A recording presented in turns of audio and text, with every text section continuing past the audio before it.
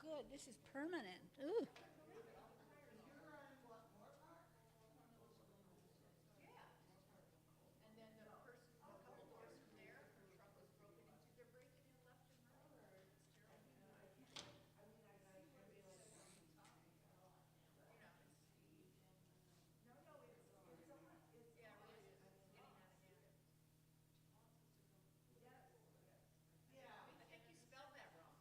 Welcome?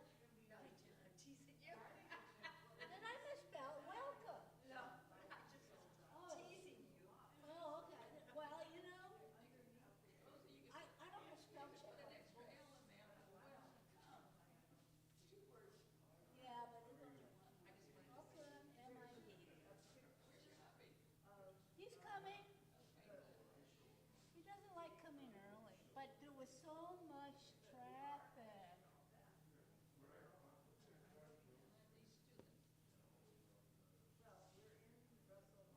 Hi, Joe. This one's a bad one. This is a permanent marker. That would destroy that door.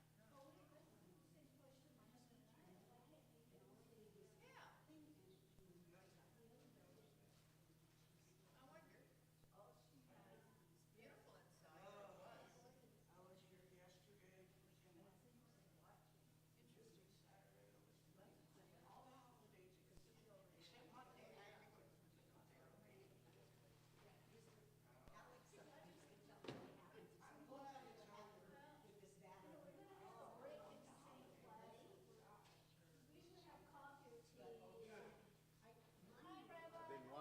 I've been wandering around trying to figure out where everybody is.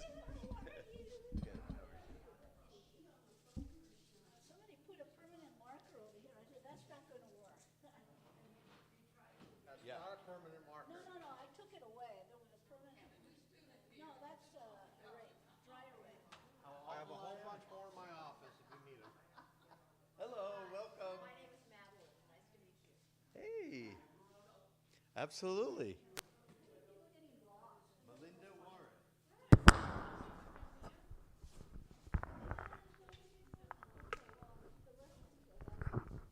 Out the door. So Oh, okay. I'll make it an S. Thank you. That's the second one? No, Good. the third one. What's it? What's I just can't play with you. Yeah, you are playing with me. Hello?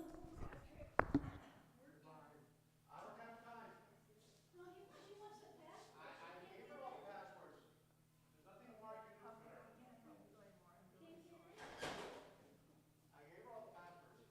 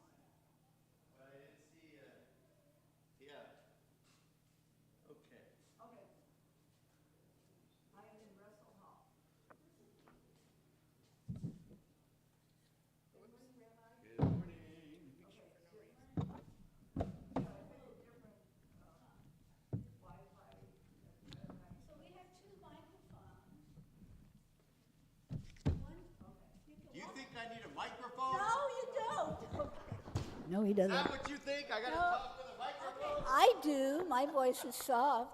So anyway, I'm sorry that you couldn't send me that. No, it's okay.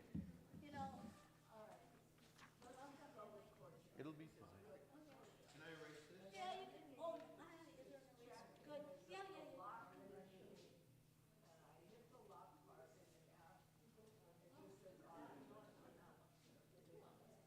Here, she just put that up. Well, for those of you here, so All your talent is gone. Yeah. oh well.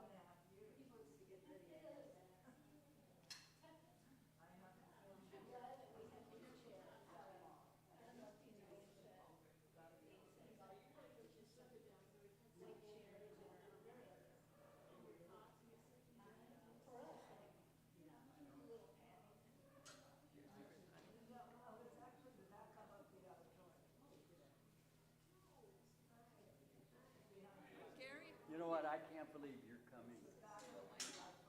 Look, a lot of people are still, little. I understand it. They could wear Huh? they could wear masks over there too. Yeah. Everybody's different. I don't judge people. I see people who are really, really strict, and people who are, just. Huh? I'm somewhere to the. My friend wore a double mask, and she still got COVID. She wore two masks. That's what I wore, two masks. And she still got COVID. Judy said hello. A hard mask and a double mask. Yeah. So you know what? The luck of the draw. It's what they call a crash. You know what? I want to tell you something. My heart is crushed.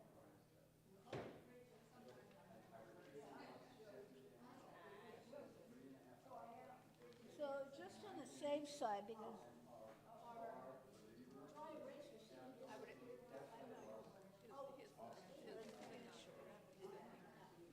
Oh, they were, but I want to meet people. They told me they don't even have 5, 6 people. They don't have enough people. They don't have enough people.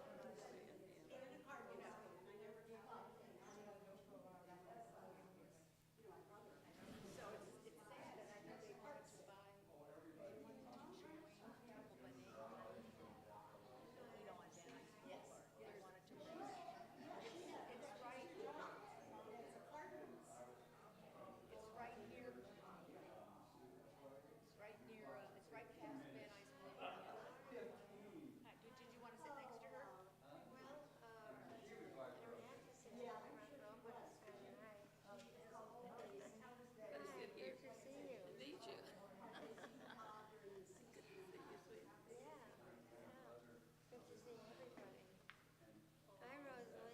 oh, Esther. Oh, I'm fine.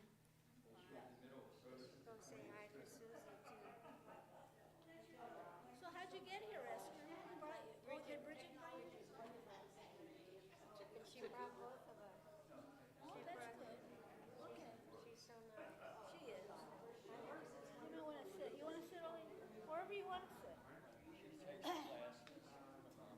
SAGE, which is Plato Society, or and yesterday my person introduced Hi, Berna. Morning. Oh, it's so good to see you.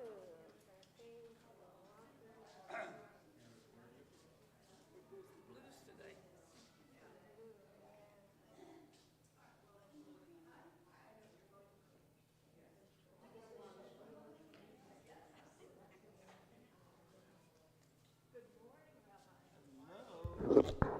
Yeah, good morning, everybody. Okay, my name, hello, we're ready to start because the rabbi's still doing his beautiful artwork over there. Well, anyway, my name is Rosalie Pechursky, and this is Susie Katz, and we just want to make some introductory remarks. We'll start with Susie. Good morning. You have no idea how thrilled I am to see you all here in person after 2.5 years of not. This is the 63rd year of MID, and I have to say that Rosalie and I have been doing it now for 6 years, and because of Rosalie and Adina Melnick, who chaired MID for a number of years before, they did not let MID die, and that's why we can be here today, and they need to be thanked. I'm so happy to say we have 8 new members this year, and thanks to technology, we are happy to say hello to all of you out there. The morning classes are being recorded, so if you miss a session, you can view it and you can view the video at a later time. For those of you who are streaming, please put your questions and comments in the chat. I will be monitoring that. If you have something to say, so the poor people out there in streaming land don't say, I can't hear anything, please either ask for the portable mic or just come up here and use the mic. And after this class, there will be a 10-minute break, and I'm so happy to welcome Rabbi Goodman back.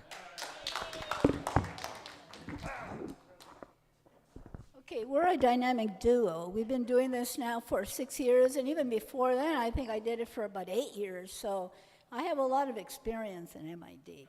So I do want to, just a little bit of housekeeping for those new people, restrooms over there. You know, at our age, we need restrooms periodically. As Susie mentioned, we're going to have a break, and I'm not sure if it's going to be in here or outside those doors there. Normally what we have is coffee and tea and maybe cake or cookies for you to give you energy for the second session. Other than that, we've been around for a while, so we hope you enjoy MID this year, and all our rabbis are teaching, and very thoughtful teaching, and Rabbi Goodman will talk about more of a historical thing with the diaspora. So, without further ado, I'd like to introduce Rabbi Mark Goodman.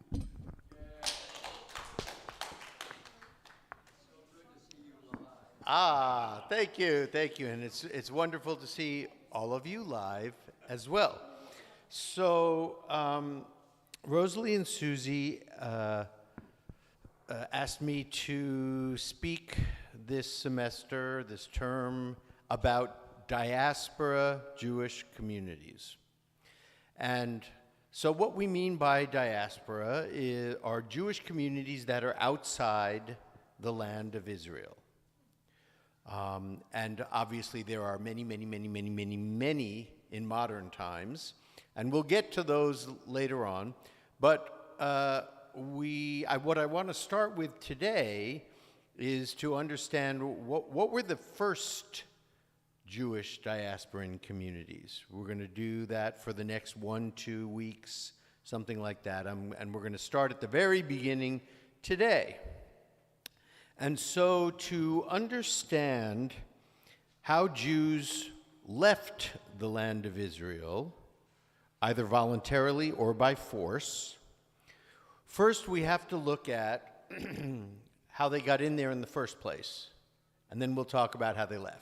So, we know that the book of Judges and the book of Joshua speak about a conquest of Canaan. And they present two very different ideas about how Canaan was conquered by the Israelites. We know that God tells Joshua to go in and absolutely, utterly destroy the Canaanites and take possession of the land. Well, according to the book of Joshua, the Israelites go in and not immediately, but in fairly short order, conquer every city and they take the land. It's beyond the scope of what I'm talking about today, but I'll just tell you that one of my last papers for one of my classes, Joshua doesn't actually fulfill all of God's commands. God says utterly destroy, and Joshua doesn't do that in certain cases. And one very prominent case that you know all about is Rachav. As Joshua goes into the land, Rachav is a Canaanite woman, and she helps out Joshua's spies. And for that, she and her family are allowed to live, and her possessions are protected. That's completely contradictory to what God says. Okay, so that's the book of Joshua. The Israelites go in and in fairly short order subdue all the Canaanite towns, kill tons and tons of Canaanites, according to Joshua, all of them, and the Israelites possess the land. If we look at the book of Judges, it happens a little differently, happens a lot differently. The land is ultimately taken, but it's very slow, and it takes a very long time, and it is not easily won. So scholars tend to believe the book of Judges far more than they do the book of Joshua. The scholarly consensus is that the book of Joshua is sort of a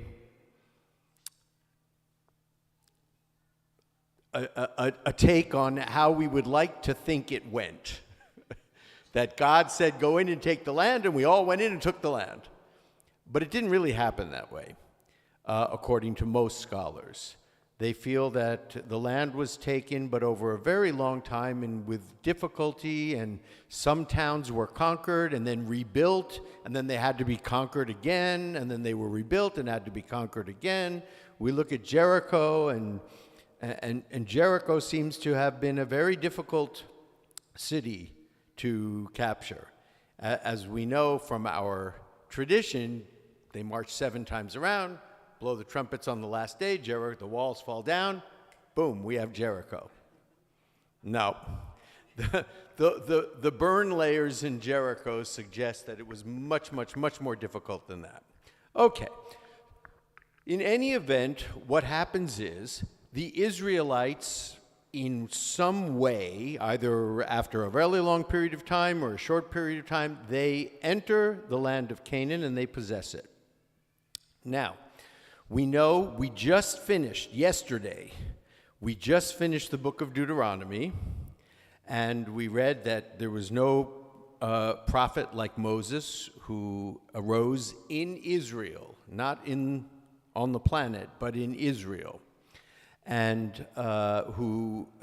he was the highest of all prophets because he spoke to God, as it were, face to face. All right.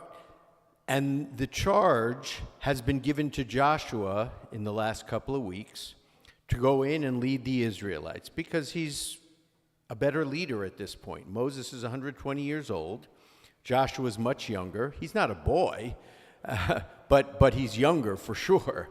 And he's fit, and he's a good general, and we're told that he has... that he's not rash in his decision-making, etc. So Joshua leads the Israelites in. Once the Israelites possess the land, each tribe is allotted a certain amount of land by how big the tribe is. And so this is a map of sort of what Canaan would have looked like. You know what, I forgot to put Jerusalem. That's important. Okay. And we have Asher, Naphtali, Zebulun, Issachar, Manasseh, Ephraim, Gad, Reuben, Benjamin, Judah, Simeon, and Dan. And you'll notice Manasseh gets a huge portion. They're a big tribe. They get tribe on the east side of the Jordan River, and the Reubenites get land on the east side of the Jordan River as well. We read in several parshiot back that the Reubenites and the Gadites and this half tribe of Manasseh on this side went to Moses and said, we'd like the land east of the Jordan because it's better for grazing for our cattle. And Moses was very upset with them. Moses said, wait, whoa, whoa, whoa, whoa. God told us to go into the land of Canaan and conquer it. And you guys want to go out on the east side of the Jordan and settle? And the three tribes here said, well, we want to build our stuff and get our stuff set up, and then we will go to the front of the army and we'll lead everybody in. It becomes a big to-do because Moses gets very upset. But you'll see these three are on the east of the Jordan River. Everything else is west. Okay. Now, this model remains pretty much as it is until King David. King David reigns when? Good. Excellent. Okay. So we have King David around 1000 BCE. King David is probably the very first example of a king that we can verify archaeologically. We have a little piece of pottery that says from the city of David. Well, if there was a city of David, most likely there was a David. The only verification, the only information we have on the kings previous to David, David was on Saul, is from our tradition. Okay, David and subsequent kings were from Judah, the tribe of Judah. Saul was from Benjamin. We know that Saul gets the monarchy taken away from him. He's kind of unstable. David gets the monarchy, and then everything goes through David after that. All right. So in King David's time, this is what everything looks like. King David makes two very big contributions to Judaism. Can anyone tell me what they might be? The first is Book of Psalms, very good. The first is he moves the capital to Jerusalem of his kingdom. What's the second thing he does? He unites the tribes and forms them into a kingdom. And that's important because, you know, if somebody attacks Naphtali from the north here, Naphtali's all by themselves, and they have to repel a big invasion. If somebody attacks Reuben from the south, Reuben's all by themselves, and they have to defend themselves all by themselves. So what David says is, you know what, we have to all unite. If one tribe gets attacked, we all defend that tribe. So he had where he had a confederation of tribes, now he has a kingdom, and everybody works together. All right, we know what happens when David dies. Solomon becomes the next king. And that happens around 970. Approximately 970. And we know when Solomon dies, then we have catastrophic events for David's kingdom. Solomon enlarges David's kingdom, makes it very prosperous, builds all kinds of new things, establishes great wealth in the kingdom. We are told has many wives and foreign wives.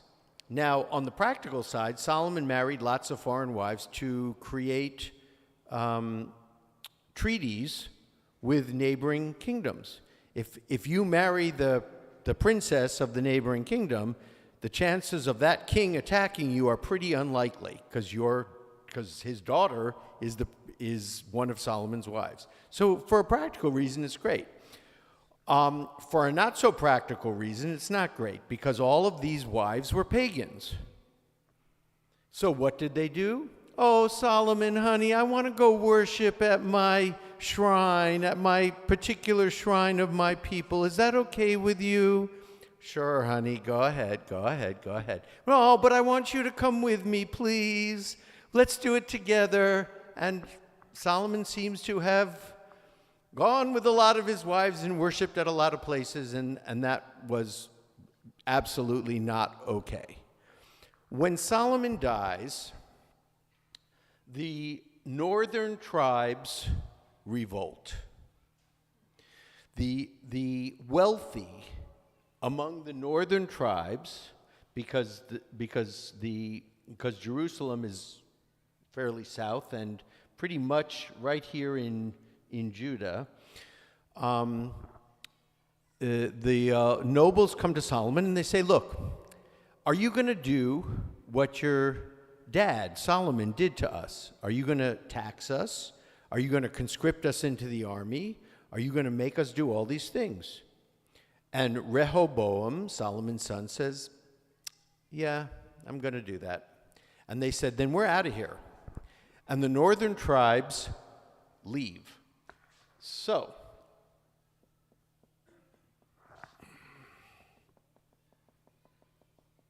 by this time, Reuben has moved up, and Dan has moved up as well. So they're northern tribes. And Simeon, part of it gets absorbed by Judah, and the other part goes up as well. So what do we have? We have 1, 2, 3, 4, 5, 6, 7, 8, 9, 10. 10 tribes in the north now. We have Judah and Benjamin in the south. Benjamin gets swallowed up by Judah very quickly. So we have Judah in the south, huge tribe, and everybody else in the north. And the northern tribes leave.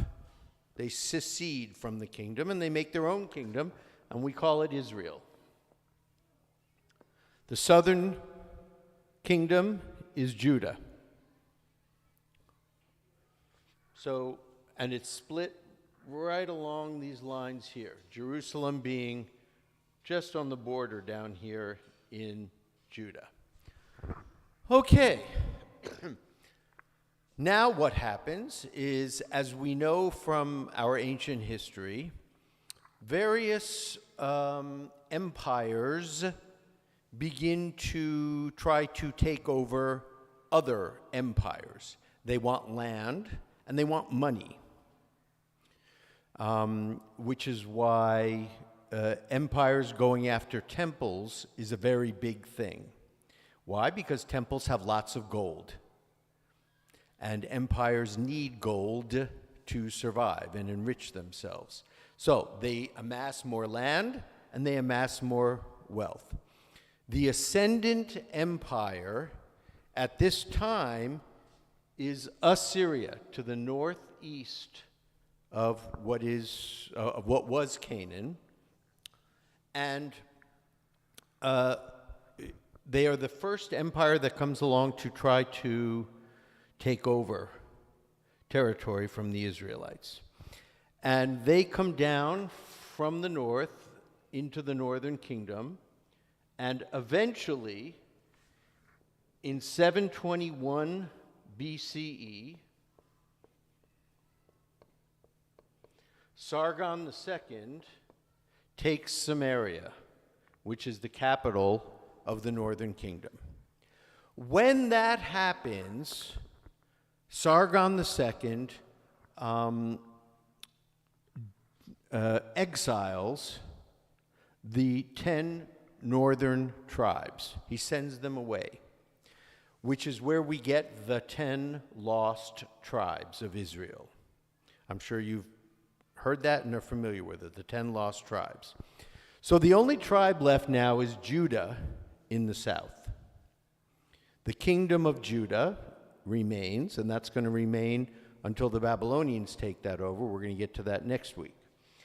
But the 10 tribes in the north are dispersed. Where they went, no idea.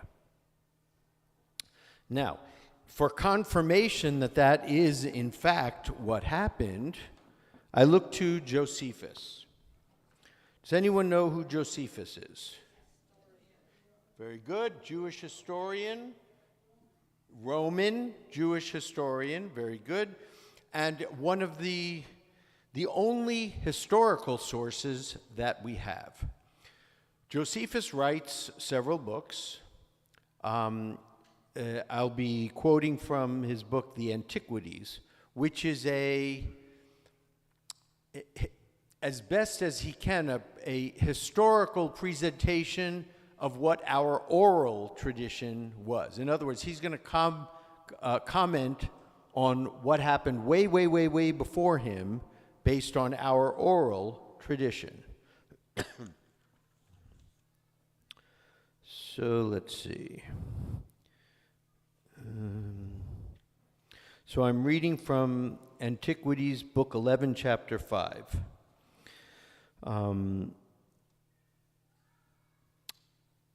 This is, and when the Jews had understood what piety the king had towards God and what kindness he had for Ezra, so this is at a later time after the Babylonians, but he's going to comment now.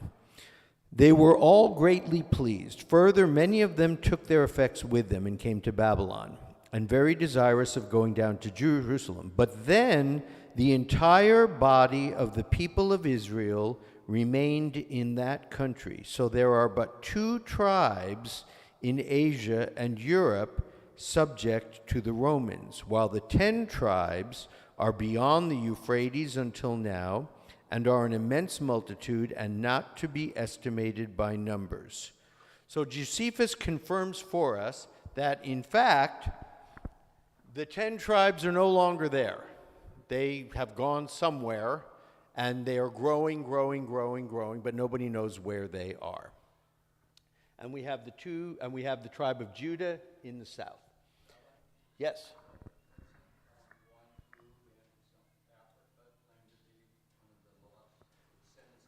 Good. So Gary says, isn't there one tribe in Africa that claimed to be descendants of the lost tribe? Very good. I'm going to go through those right now. So that's exactly where I want to start today. And that is,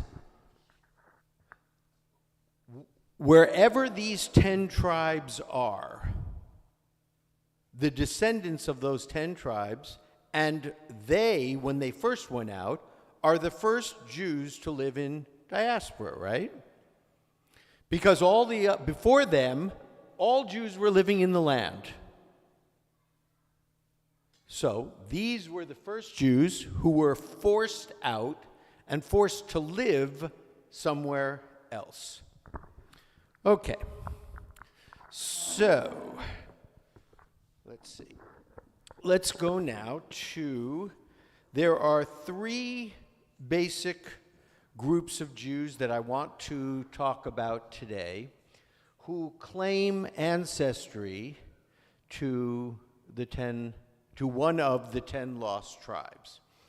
And there are many others, but they have either not been established at all as having any connection and or have not been recognized by the state of Israel as Jews. But there are 3 groups that warrant our discussion today.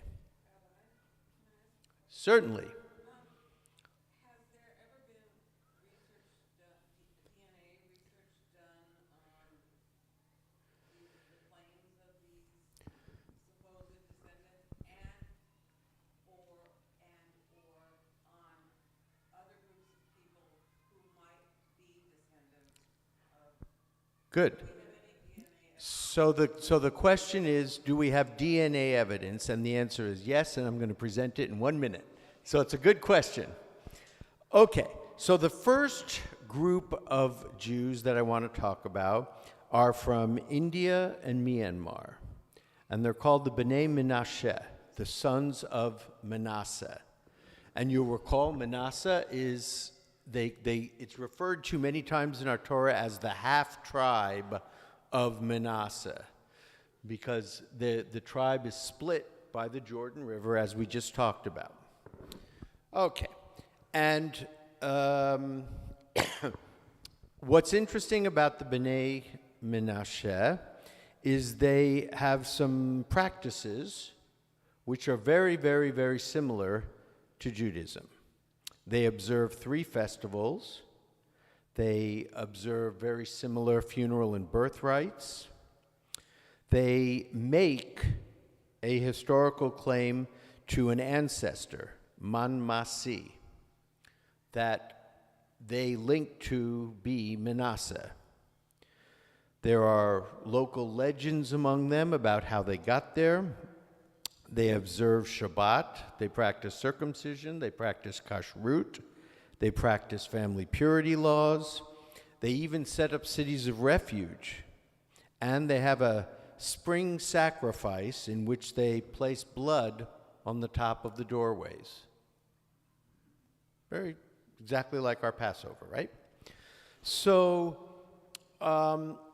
the movement was made, obviously, for B'nai Menashe to be included as Jews and accepted by the state of Israel as descendants of some members of the tribe of Manasseh. Now, you probably know that people have 2 chromosomes. There's an X and a Y. And you get the Y chromosome from your father. And so what they found in the DNA testing on the B'nai Menashe is there does not seem to be any male DNA that runs through the B'nai Menashe. But there is some connection to Middle Eastern haplotypes, it's called, for the women. And that suggests that there is a Middle Eastern origin for a number of the women.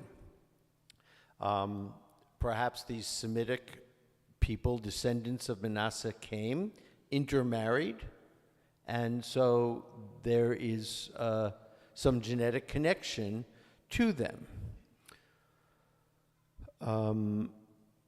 Now, it took until 2005 for the Sephardic chief rabbi, Shlomo Amar, to rule that the B'nai Menashe are descended from the lost tribe of Manasseh, and they were allowed to immigrate after formal conversion in 2021. And there were about 4,500 that made Aliyah. And so understand that, so they were recognized as descendants of the tribe of Manasseh, but they would, according to Orthodox tradition, obviously have to undergo a formal conversion in order to be admitted. And remember that the DNA testing for this group comes from the mother's side, and that's obviously crucial because in Rabbinic Judaism, you cannot pass along your Jewishness from the father. It comes from the mother.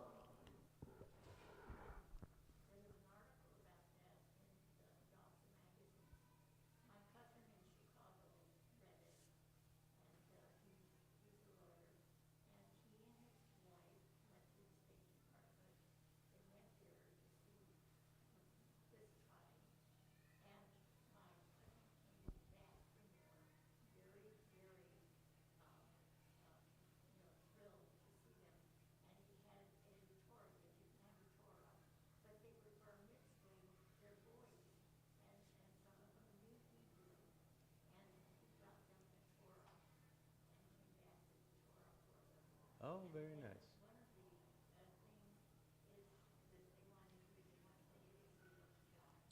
Ah. Yes.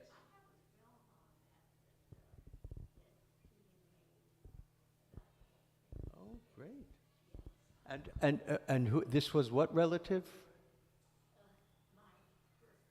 Ah, so the statement has been made that a first cousin went to India and visited this tribe and found out that the tribe is in fact engaging in B'nai Mitzvah for the children. They speak some Hebrew, and then your cousin brought them a Torah because they didn't have one.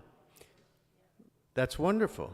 That's wonderful. When you look at pictures of the B'nai Menashe, they look Asian. They look Asian. Myanmar and in very northern India. So they look Asian. Yes, Joette.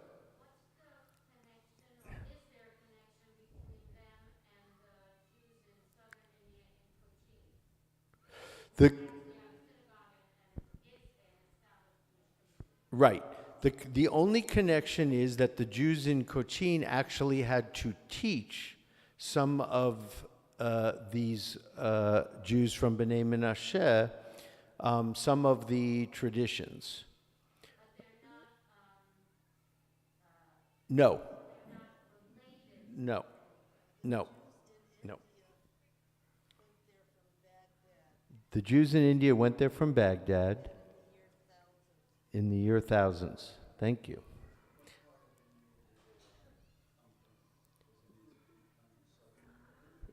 Which? The B'nai Menashe are northern India. Yes. Right on the border, Bangladesh.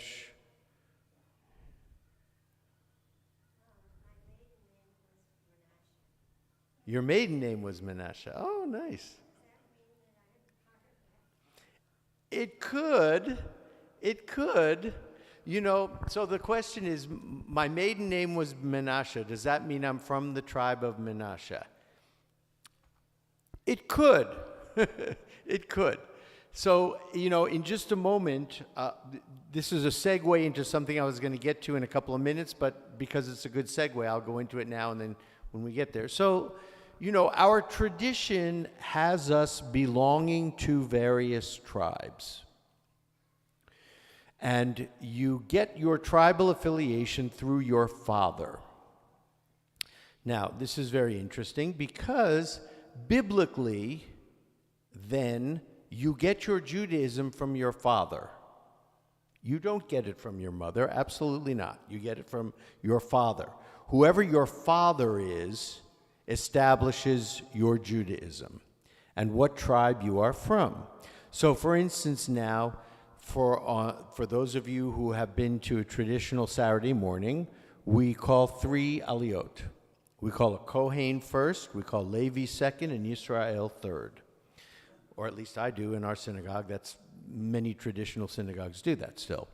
The Kohen whoever in your congregation is a Kohen gets to come up first for the Aliyah, and a Levi comes second, and Yisrael comes after that. So what is the connection between Levites and the Kohanim?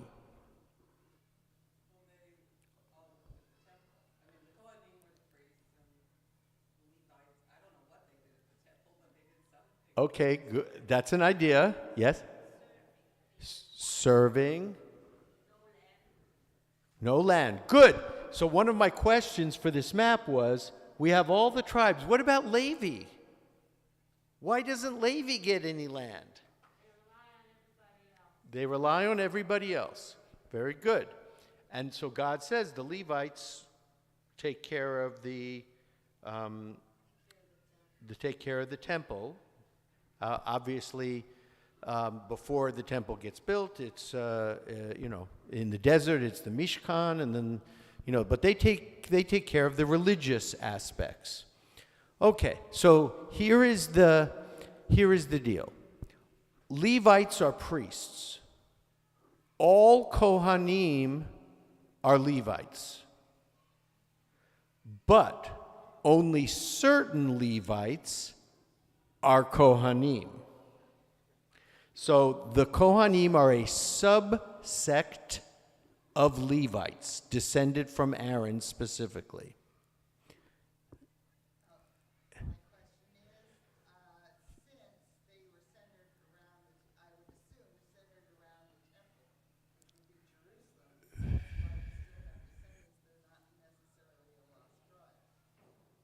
Who? The Levites? Oh, sure. Sure. The question was, since it was centered around the temple, they're not considered a lost tribe because we still have Levites. And because they didn't have any land, so they weren't thrown out anywhere. Right. Okay, very good. So all Kohanim are Levites, but only certain Levites are Kohanim, those who are directly descended from Aaron.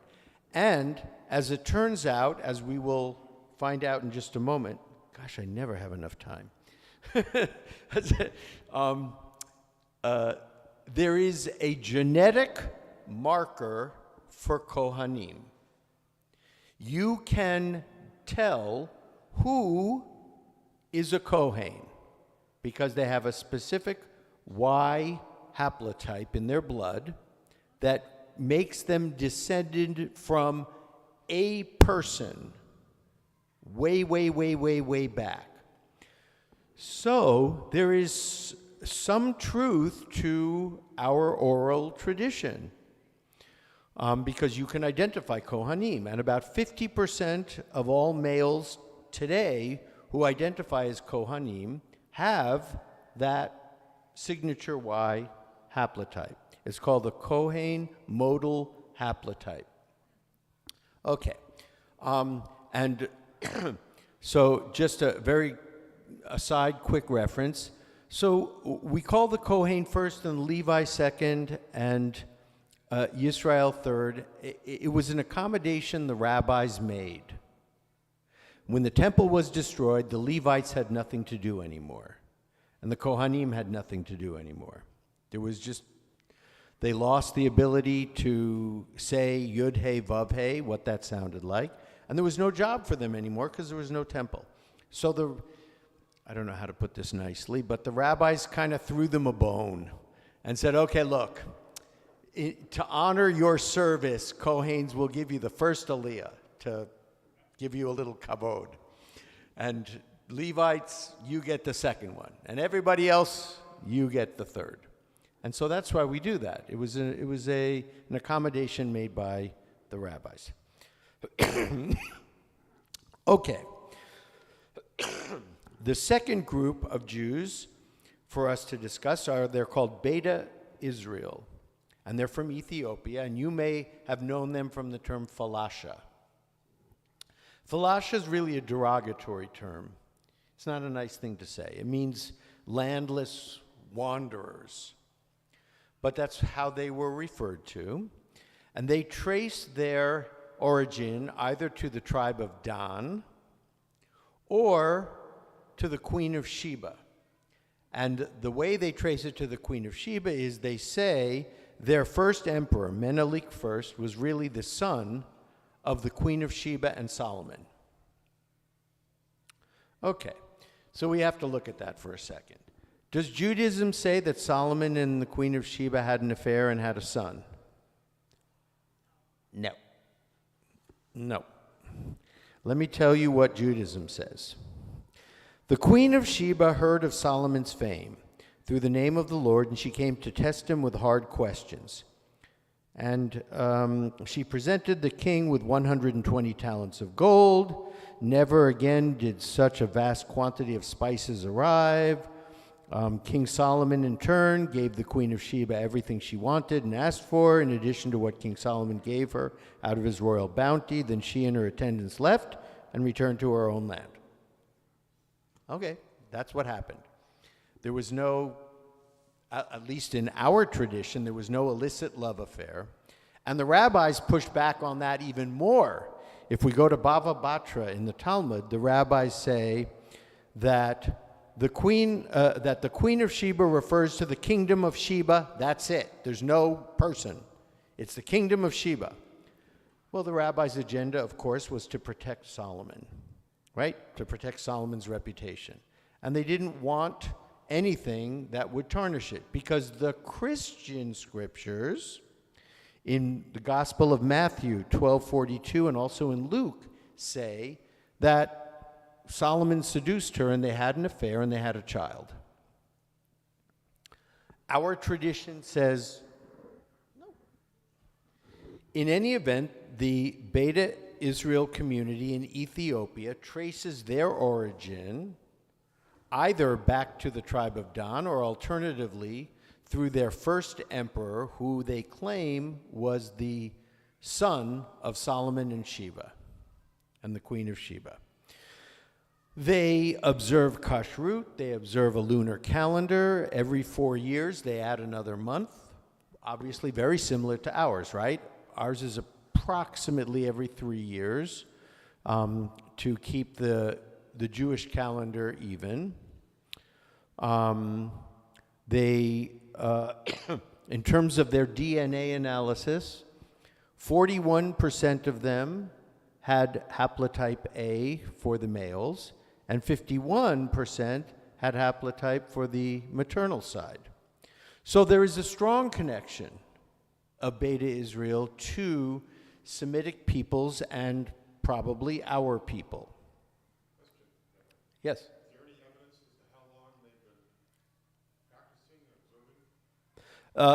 From the beginning, they had kashrut, lunar calendar, and every 4 years they added the. Beginning being what, though? Biblical times? Yes, yes. And is there any evidence of that? How long they've been doing it? There's one thing that they say, but is there any archaeological or other evidence that they've been doing this that long? I don't know the answer to that question. I don't know.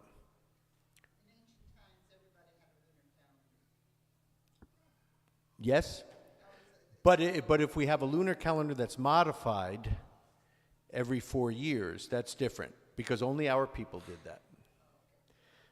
So for instance, the Muslim calendar, the Islamic calendar, is a pure lunar calendar. So Ramadan moves back around the year. It's never in the same month. We can't do that.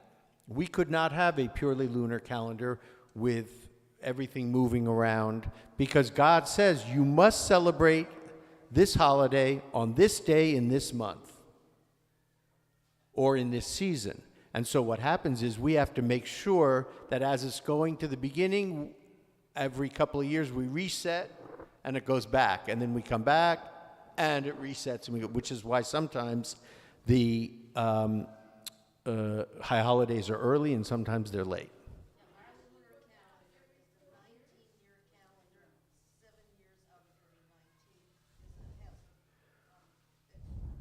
Yeah, the witches? 7 out of every 19 years has an extra month to keep the holiday. Right, and so it works out approximately 3 years. So what? No, it won't work exactly the same as ours does, but their adjustment made for, because they didn't have the information on exactly what days to celebrate which holidays, but they had a calendar that reset every 4 years. In 1973, the chief rabbi Ovadia Yosef, who was Sephardic, said, "We admit them as Jews." In 1975, the chief rabbi Ashkenazic, Shlomo Goren, said, "We admit them." Today, there are approximately 160,000 of Beta Israel in Israel. They were brought over in waves. The first wave was 1979 to 1985, and it included what many of you know as Operation Moses. They were rescued and brought in. And then there was another wave from 1990 to 2021. Unfortunately, the population, Beta Israel, is not well assimilated in Israel. They have a lower economic status and education, and they are looked down upon in Israeli society. The last group that I want to talk about today are called the Lemba tribe. And the Lemba tribe are in southern Africa, in Zimbabwe. And they claim descent from a group of Jews from a place called Senna. Senna doesn't exist, but it's probably Sana'a in Yemen and in Judah. Sana'a is probably the city of, Senna is probably the city of Sana'a in Yemen. What's really interesting of this in this tribe is they base their descent on oral tradition. They practice circumcision. They have certain food taboos. They're not allowed to intermarry. But as it turns out, they have a very strong, many of them, especially from one clan called the Buba clan, have a very predominant number of correspondence in the Kohen modal haplotype. And this Buba clan within the Lemba are considered sort of the priests of their various clans, the leadership role as the priests. So they claim that these were Levites who came from this city on boat and then intermarried. And as it turns out, that there's a lot of correspondence there. They belong mostly to Christian churches. And they are not accepted as Jews by the state of Israel and not recognized as Jews by any other organizations. They have, as I said, some similarities: circumcision, food taboos, no intermarriage, but that's kind of it, not a whole lot of others. But they claim Jewish ancestry. And mostly the reason why these folks are not accepted, clearly, is because if it's the Y Kohen modal haplotype, then it's passed down by the father. So this is patrilineal descent for the Lemba. It's not matrilineal descent. And so the rabbinic authorities will only recognize rabbinic descent, rabbinic lineage, matrilineal descent. 1050, I just did it. Yes, go ahead.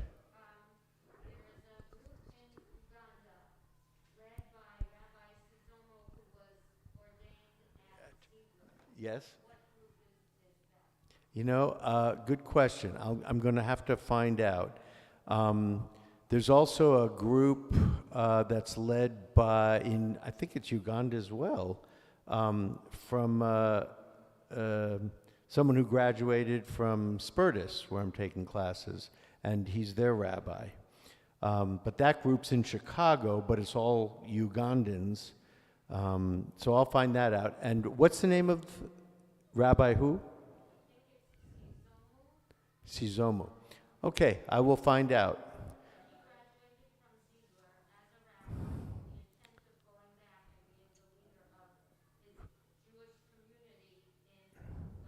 Great, thank you. I'll find out, and when we talk about the Jews of Uganda, then we'll go there for sure. Okay, yes. Uh-huh.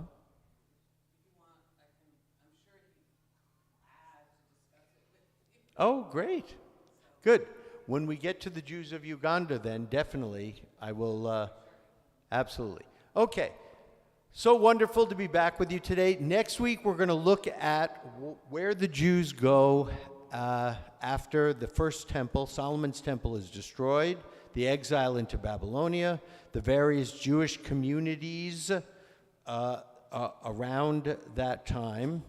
And after that, we will talk about further migration and then what happens after the second temple is destroyed. And we need, at that point, to talk about Jewish Christian communities on the fringe. What are they doing?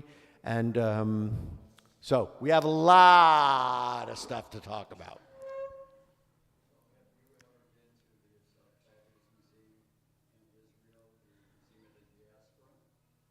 No. No?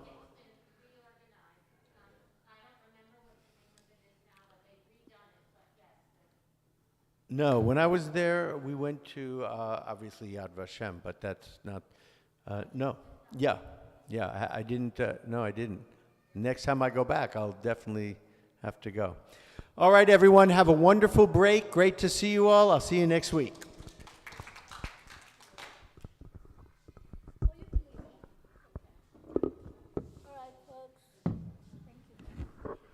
We're on break now. Some goodies back here. You can have coffee, you can have tea, cookies. What else? Brownies.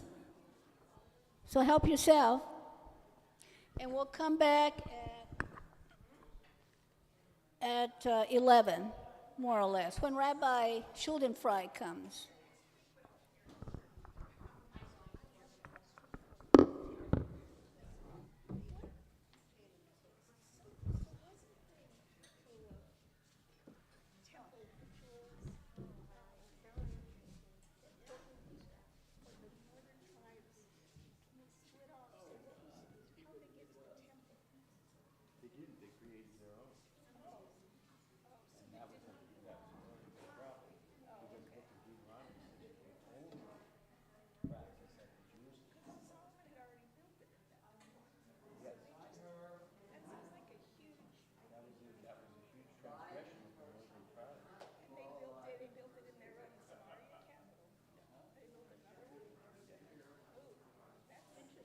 They didn't build a temple, but they built a place to. Those were called the high places, which God was very upset.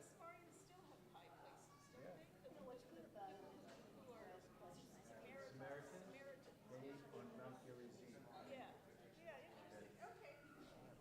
Yes, sir. And I don't know if I heard right. I'm a little bit my translator, because I can't hear that. I thought you mentioned that once the temple was destroyed, the Kohanim and the Levites had nothing to do, basically. So that's why they gave the Kohanim the first Aliyah and the Levites the second Aliyah. Yes, because they had nothing to do until the second temple was built. And then once the second temple was destroyed, then they had nothing to do at all. That was the time of the rabbis. Yes. Is it true that in some judicial communities, and maybe in the whole Jewish community, that the first male son is redeemed? Of course, yes. So they still have some. Gideon Habe, sure. And some. Well, but it's like it's a nod to the past, in the sense that yes, they have to be redeemed, but they have no official function anymore. So therefore be the same. They just can, yes. Oh, so it'd be the same thing that in some synagogues at the end of the service, suppose the Kohanim give the priestly blessing, and now they leave. Yes, and so that's very good. I was going to bring up Duchanan and I forgot. So I'll remember to bring up Duchanan next week. Good, yes, bring it up. He's doing great. Zach just finished his program in pharmacy tech, so he's interning at a pharmacy in Pasadena right now. Andrew's still a little bit wandering. 21, 26. Yeah, good memory.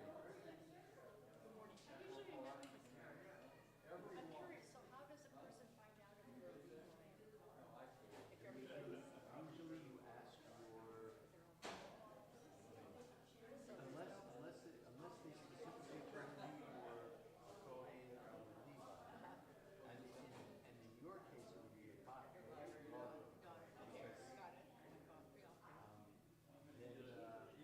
because then you would be Israel.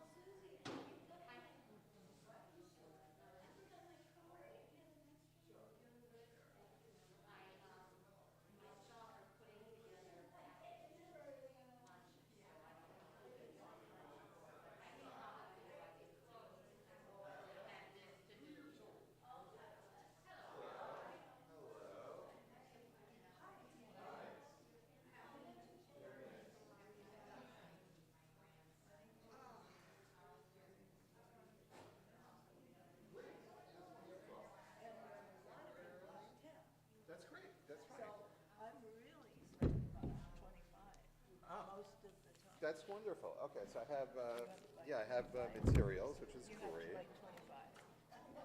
I do. I do. All right. We're going to have to ask people to speak into the mic because we're streaming people. Yeah. So why don't we do this? We'll take one We have- microphone we have- I'll have, and then one will have sort of. Okay. Yeah, that makes sense. So this will be the pass around mic. Sure. So just do this. This one has a long cord, I think. We'll see which one has the long cord. You guys will be the Phil Donahues. You'll Yeah, walk right. around. That's Okay, let's see how many we have so here. Oh, that's not good. Okay. This one seems to be shorter. Let's see. Let's see that one. Hold on.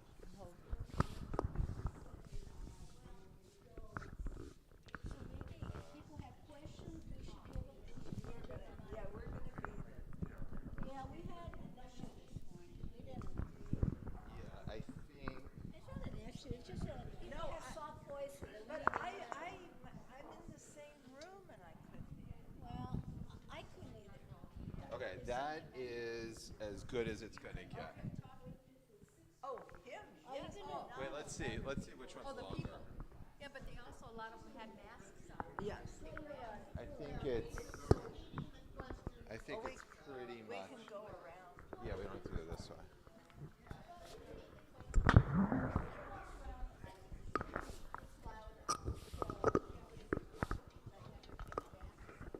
There. See, that's the other issue, people are wearing masks. I know, like, Well, but they were wearing thick ones. yeah, like So if she wants to speak, she needs to pull it down for a little bit. we're, No, I'm just this is saying. the work in progress. Yeah, no, I'm just saying, if she pulled it down. Okay. Okay, good. I think they might be the same. Yeah, I think All they right. are the same. All Okay. right, so we're good. We are good. All right. I'm So. gonna run to the back. You'll let me know when you want me to start. They look like they're still kind of eating. All right. Eating. I mean, people are so happy to see each other. You have it's no very idea.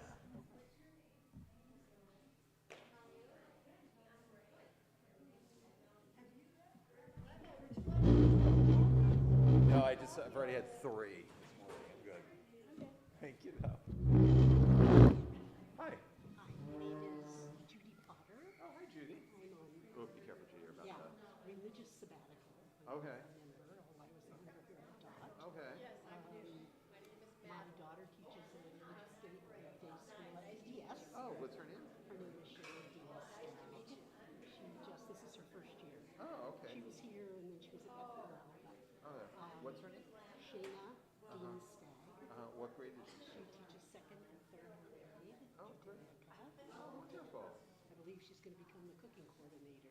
for Wonderful. religious schools. Oh, that's great. Anyway, that's my. That's your. That's yeah, I moved here 9 years ago, so I'm not a mountain person. But anyway, I went to MIT as one.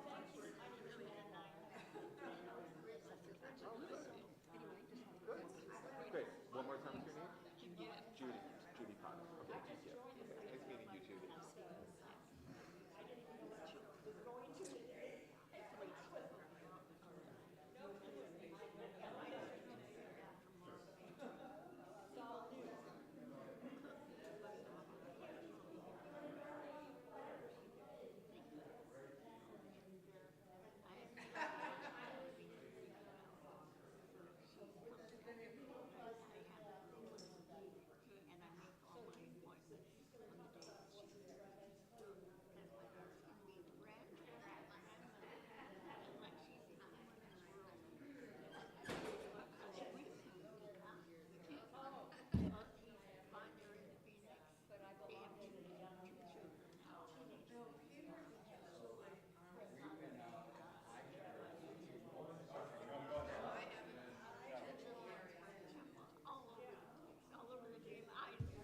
You want these handed out, Rabbi?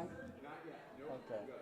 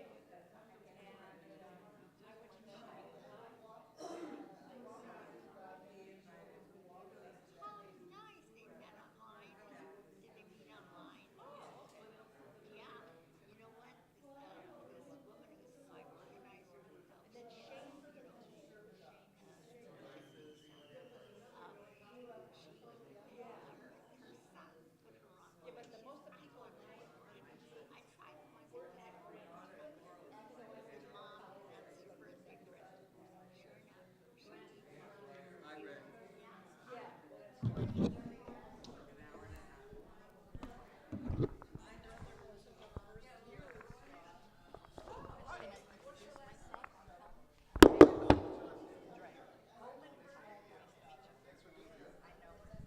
about anything, so That's okay. blank stare. Oh, that's okay. That's fine. We're happy that you're here.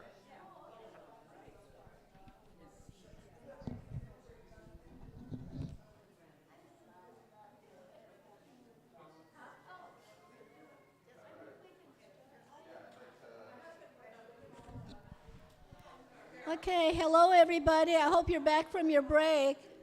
Hello, hello. We're ready to start again. I'd like to introduce to our new members of MID,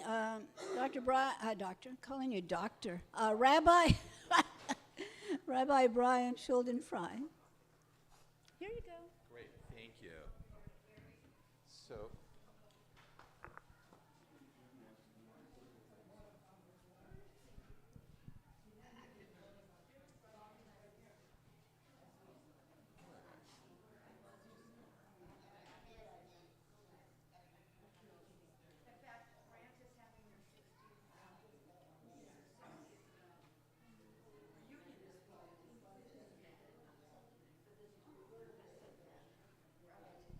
okay, good morning, everybody.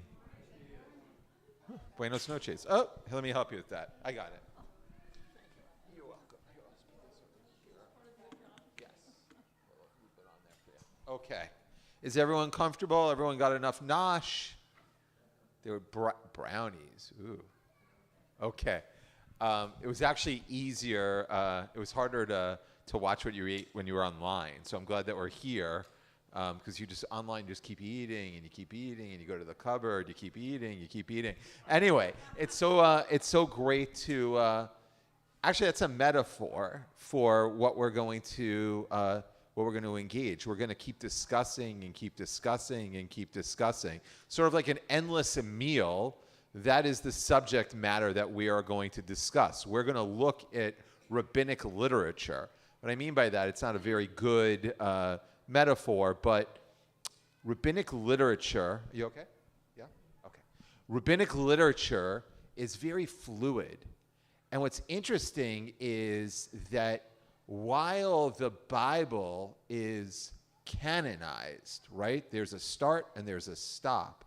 Rabbinic literature, although is codified, the nature of rabbinic literature invites discussion. What I mean by this, and I'll define my terms a little bit more precisely, do you know that over 90% of all Talmudic discussions end unresolved? Over 90%. So if you think about it, calling the Talmud a book of Jewish law is just if it's a book of Jewish law, it's not a very good one.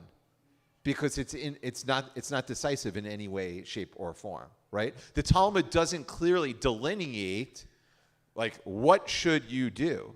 It brings up a lot of ideas, but it's inconclusive on most of them. So if you think about the Talmud, instead of calling the Talmud a book of Jewish law, I would introduce the Talmud as a collection of Jewish stories, ideas, values, and some laws. But I may even put it in that order.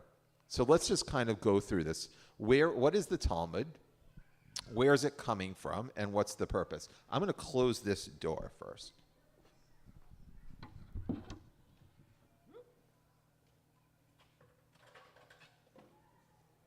All right. So when I say the word Talmud, and you know what? I want to get to the actual text that I want to study together, so I'm going to be a little frontal for a little moment, okay? Just to kind of get us, and then we're going to hop right on in, okay? The Bible, or another word for the Bible, is the Tanakh. The Tanakh is an acronym meaning Torah, Nevi'im, Ketuvim. Torah, the 5 books of Moses, Nevi'im, the prophets, and Ketuvim, the writings. So Torah, Genesis, Exodus, Leviticus, Numbers, Deuteronomy, the prophets, Isaiah, Jeremiah, First and Second Kings, First and Second Samuel. That's the Nevi'im, prophets. And then the third book, writings, the Psalms, the book of Esther. Those are in the writings, okay? Now, Judaism, it's sort of interesting. You can see, the Bible, by the way, also is not monolithic in its ideas. What I mean by that is I also think the Bible in some ways is an anthology of earlier Jewish thought. There are two different creation stories. There are two different sets of 10 commandments. There's different ways, mostly four schools of thought that are kind of well preserved in the Torah itself. But they're preserved, and then the Torah concludes, and then the Tanakh continues. The Tanakh, if you look at the Bible or the Tanakh, I would say that the Tanakh is primarily top-down, meaning God, or at least God as we record God, because I don't want to dismiss the human hand in this. I think it's important to acknowledge that. But the Bible is the people imagining God giving them stuff to do.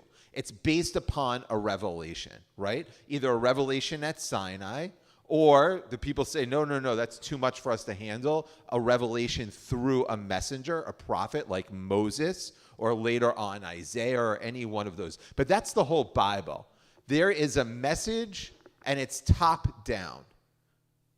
That's the Bible. Rabbinic literature, or the Talmud, is very different.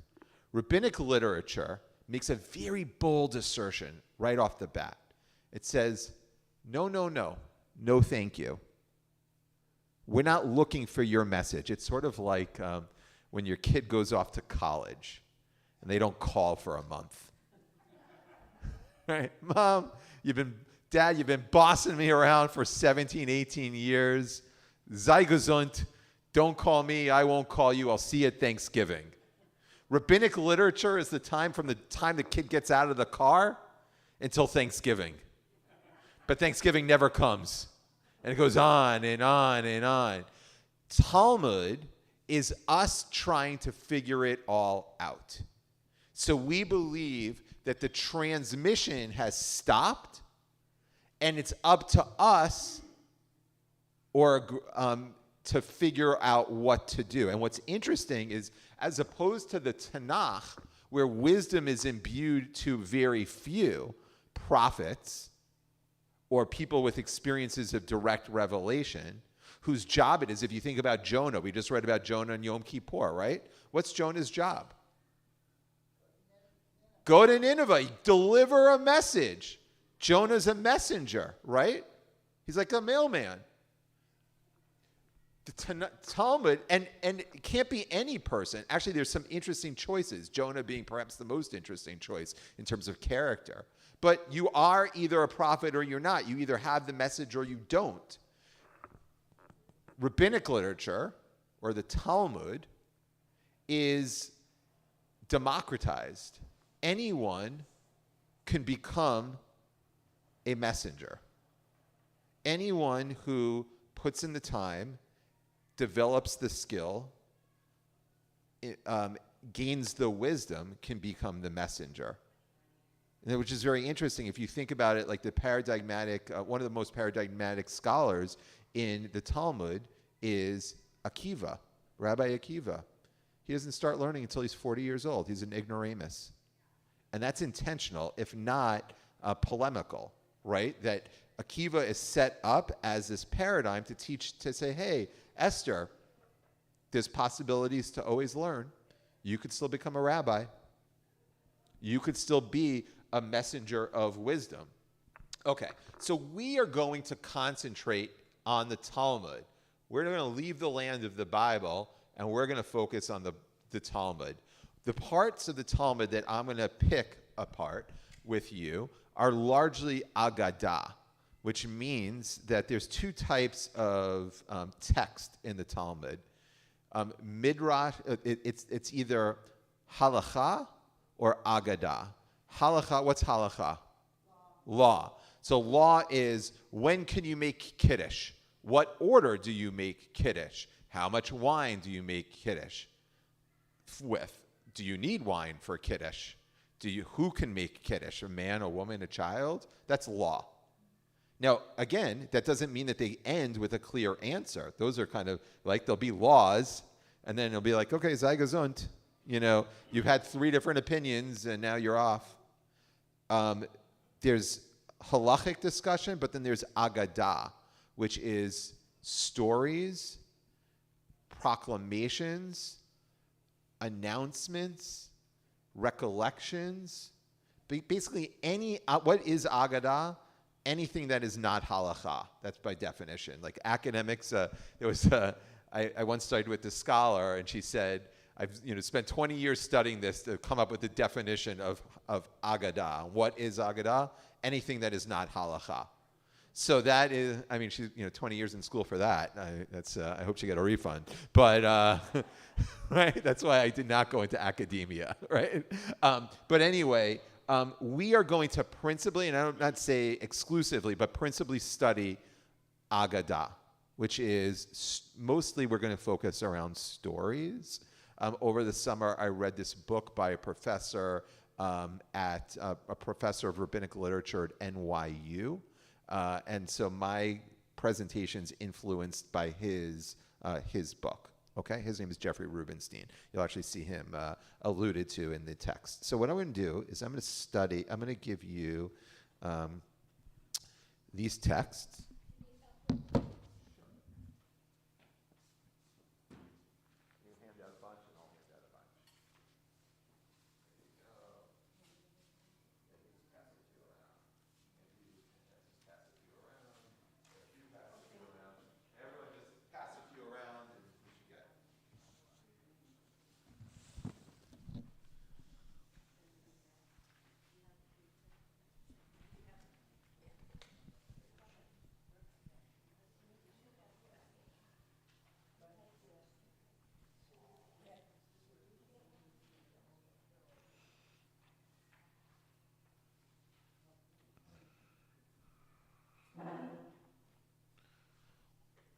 Does everyone have?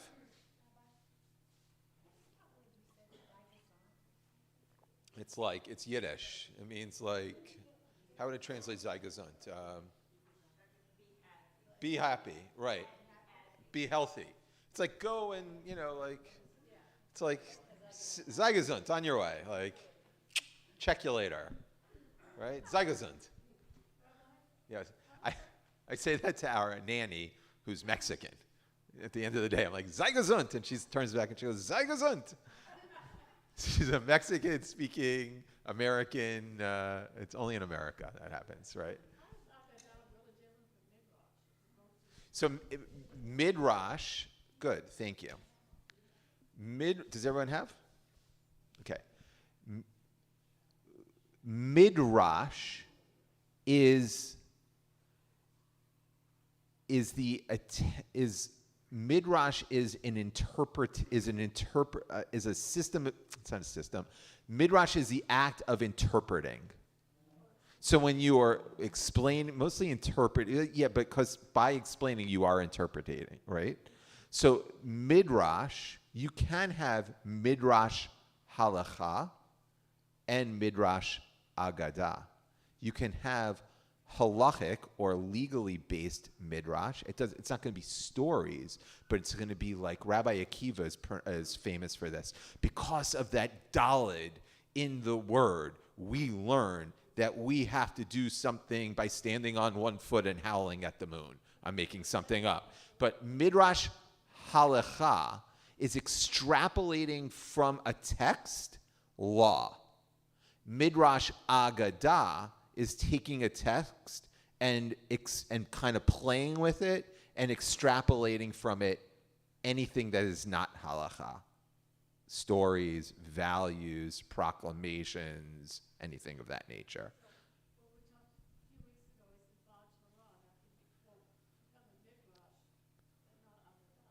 I didn't hear what you said.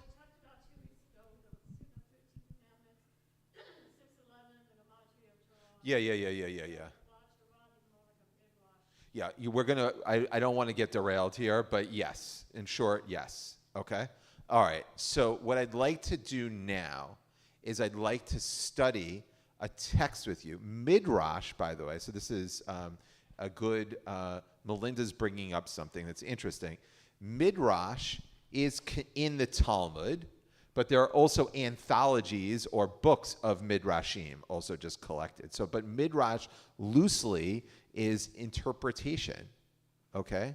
So it's like when you read the story of the Akedah, and when you read the precursor to the story of the Akedah, when you read that Abraham, when they're going to tell, no, it's actually when Isaac is born and Abraham runs out of his tent to greet the angels, that's where we learn the idea, the legal precept of Hachnasat Orchim, greeting guests. So that's Midrash Halacha. Midrash Agadah is Abraham returns from the Akedah, from the binding of Isaac, and the text only says that Abraham returned. Where's Isaac? All the stories that come from that is Agadah. We're about to go off trail, so I'm going to steer us back on. Here we are. We're going to be in now in a place of the Talmud from Masechet Ta'anit, which is a tractate or a volume. If you come into my office, you'll see this on the. This is actually put out by rather recently. It's the Korean edition of Rabbi Steinsaltz's translation of the Talmud.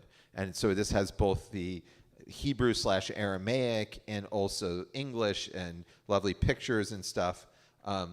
This translation is taken from it. Okay, so we are in Ta'anit, which, does anyone know what Ta'anit means? Yeah, fast.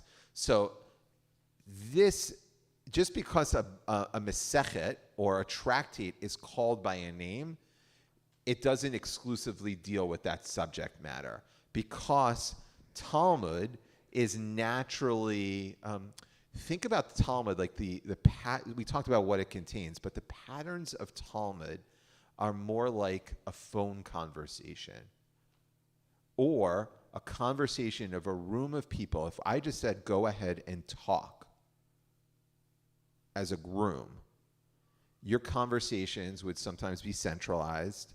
They'd sometimes stay on track. They'd sometimes meander off. They can meander off for too long of a time. They may go back on track to the subject. They may never return to that subject. They may include moments of profound insight, humor, jokes. Right. So the interesting thing about the Talmud is the Talmud often graphs this room, where we're all contemporaries of one another, with the folks who lived before us, and then also the little kids over there. So in other words, the Talmud puts everyone together. In some ways, the Talmud pastes conversations together to create, it's sort of like an editing work of Marvel. Not Marvel, the company, Marvel, like wow, right? Like that they are able to do that. So you can see that, not so much in this text, but you'll see there's a lot of editing. And you, when you're studying Talmud, it's important to know like what generation folks are coming from. It's insightful. Okay. I have a question. Okay. Rabbi? Last question, and then I'm really getting to the text. Rabbi, I'm going to be moving around with a microphone, so if people have comments or questions. I'm going to actually ask not to do that until after. I'm going to go frontal for a little bit, but yes, in a little while. You had a question though? You said you had a question. Yeah, I did have a question. I'm just wondering if the Talmud is continuous with its commentary, or is there a cutoff? So there are always new commentaries that are coming out. So, but the page of Talmud, like, if you this is so interesting. So Rabbi Steinsaltz, and he wrote it in modern Hebrew, he wrote a translation and a commentary. And it's kind of stuck.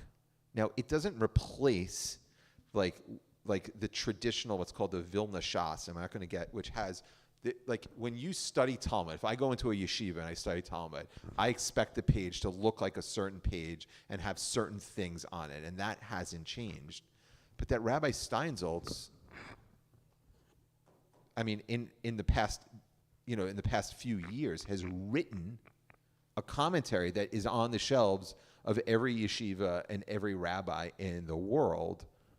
Shows you it's kind of closed, but it's not really closed because people are still having discussions about it. What's actually really interesting now is that maybe even commentaries are not reserved just to pages anymore.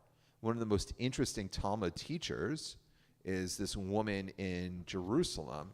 Her name is Michelle Farber, and she has a daily podcast where she gives a lesson on the Talmud. She does it both in Hebrew and in English. And so as she's going, she's interpreting. But what's interesting about this is she started an organization that for the first time is empowering women to learn Talmud. So with that, you're going to see the text, when you're learning with women as opposed to learning with men, you're going to see the text differently. And so interpretation is taking root, right? So it's interesting. So the page is fixed now.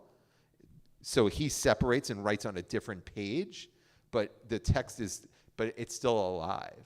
Okay. All right, here we go. Oy vey. All right, here we go. I'm going to read the story out loud. You're going to then think of one comment or one question. Okay? Comment or question. And then we'll see, and then we'll discuss for a little while. There's discussion questions as well as textual questions in the back. But we'll see where we go with this. Okay. I'm on page 1. This is page 23A as opposed to 23B. And I made up the title. Choni goes to sleep. Okay, here we go. The Gemara relates another story about Choni Hama'agal. Choni it's Choni, either Choni the circle or Choni the circle maker. And there's a story about Choni that precedes this story about why a circle is important. Maybe we'll get there, maybe we not. Okay. Rabbi Yochanan said, all the days of the life of the righteous man Choni, he was distressed over the meaning of this pasuk, over this verse. Shir hamalo beshuv Adonai et shivat Zion hayinu kecholmim. A song, now I'll give you the translation. A song of ascents. When the Lord brought back those who returned to Zion, we were like those who dreamt. He said to himself, this is Choni, is there really a person who can sleep and dream for 70 years? How is it possible, and this is interpretation, how is it possible to compare the 70-year exile in Babylonia to a dream? One day, he was walking along the road when he saw a certain man planting a carob tree. Choni said to him, this tree, after how many years will it bear fruit? The man said to him, it will not produce fruit until 70 years have passed. Choni said to him, is it obvious to you that you will live 70 years, that you expect to benefit from this tree? He said to him, that man himself found a world full of carob trees. Just as my ancestors planted for me, I too am planting for my descendants. Choni sat and ate bread. Sleep overcame him, and he slept. A cliff formed around him, and he disappeared from sight, and he slept for 70 years. When he awoke, he saw a certain man gathering carobs from that tree. Choni said to him, are you the one who planted this tree? The man said to him, I am his son's son.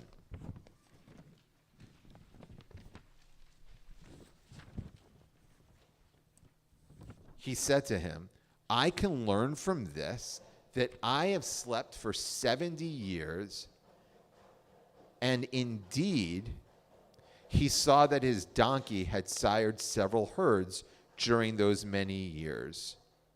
Choni went home. So, okay, great.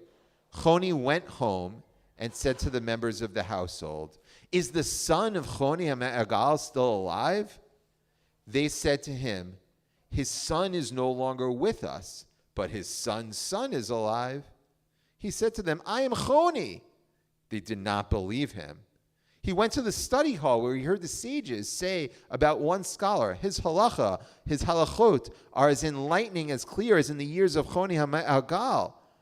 For when Choni would enter the study hall, he would resolve the sages any difficulty they had.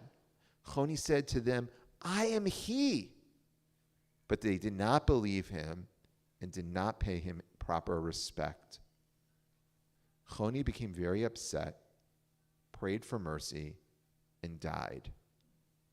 Rava said, this explains the saying that people say, friendship or death, chavruta o mituta. That's the end of the story.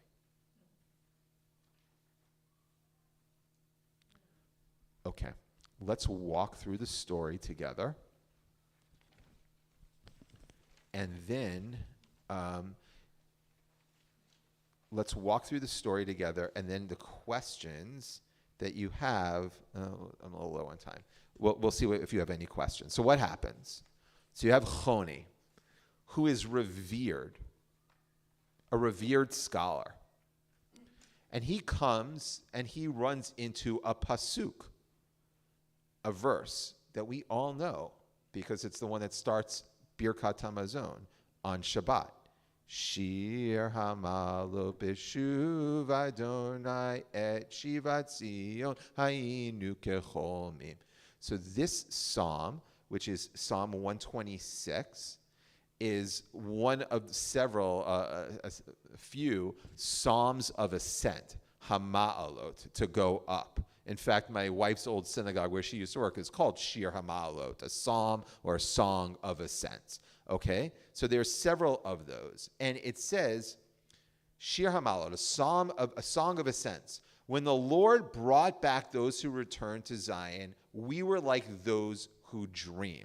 We were like dreamers. In other words, what do you think that verse means? If someone had to explain to you, when the Lord brought us back, we were like dreamers, what do you think that means? Oh, so they were sleeping. That's how you want, okay. So you want to see it like Choni. I'm going to have an issue with that, but okay, good. Go ahead.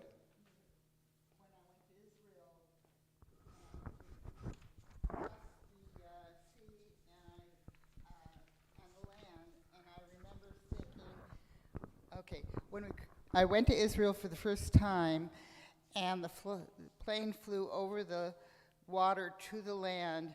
My thought was, what would our ancestors have given to have seen just that? It would be like a dream come true. Dream come true. I'm going to stop here. They were in exile in Babylon. It was after the destruction of the first temple. The Babylonians had just wrecked their homeland. They were then dispersed. 586 BCE, the Babylonians come in, they knock down the temple. Guess what? Usually in history, you know what that means for a people? Yit gadal v'yit kadash. It's over. Usually, that was the intent, by the way. Rip a people from its land, and eventually they assimilate. National relocation was part of the formula of the ancient world. The Romans changed that. The Romans are like, you could do it, well, at certain points. Actually, the Romans were, or the Greeks also, they started saying, yeah, as long as you pay your taxes, we're all good. But the Babylonians, that's not the way they operated. The Babylonians wanted to know that they wanted you to become Babylonian. The only way to become Babylonian is to rip you out of your house, plant you someplace else, and then your identity takes a different shape. So they're there for 70 years. Funny thing happens over the course of 70 years, about 50 years into the whole thing. Guess what happens to the Babylonians? Yit gadal v'yit kadash. The Babylonians go bye-bye.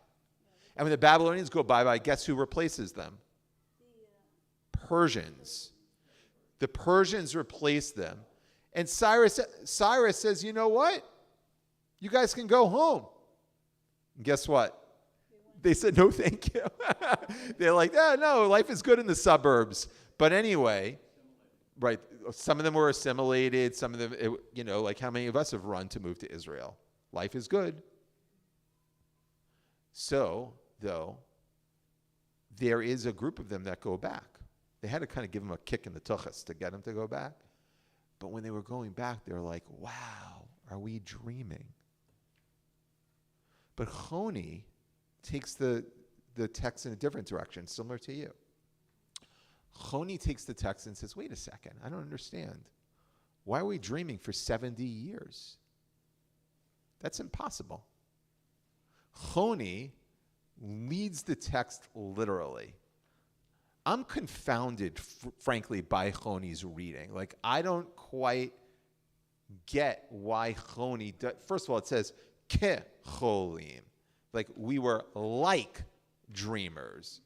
So I don't know why Choni, I'm having trouble with getting to where Choni is, where he wants to read the text literally. And Choni is also well-versed in that he knows, according to our tradition, a good lifespan of a person. What's a good lifespan of a person? 70 years. That's from the Psalms. The Psalms say if you have 70 years, it's a good run. 7 is a formulaic number in Judaism. The days of the week, days of creation. So things, then 70 is fullness. That's why you have a second bar bat mitzvah at the age of 83. It's a full plus 13, 83. So Choni's like, wait a second. You're saying to me that someone slept? He wants to read the text literally. You want to tell me that someone slept for a whole life? That's what you're saying. 70 years they were asleep? That's ridiculous, says Choni. Okay. Again, the first issue I have with Choni is I don't understand why he wants to read the text literally. All right, but now he gets his answer. One day he was walking along the road. He saw a certain man planting a carob tree, and he goes, how many years? He says 70 years. This is a story that repeats itself in our tradition several times. The someone planting not for themselves story of how you have to pass. It's the Lador Vador planting, right? Like every good synagogue campaign has had we're planting for the future. And I don't want to, it's a beautiful Jewish value. Sometimes it's Vespasian, the Roman emperor who comes across the planting person, but it's a motif within rabbinic literature, the older person planting for the future. Okay? So Choni has the same encounter, but it takes kind of like a weird turn. So the guy says, oh, I'm planting. I don't have, it's not obvious to me that I'm going to live to see this. In certain versions, by the way, the person does live. And then people have this debate whether it's as meaningful of a story if the person actually lives.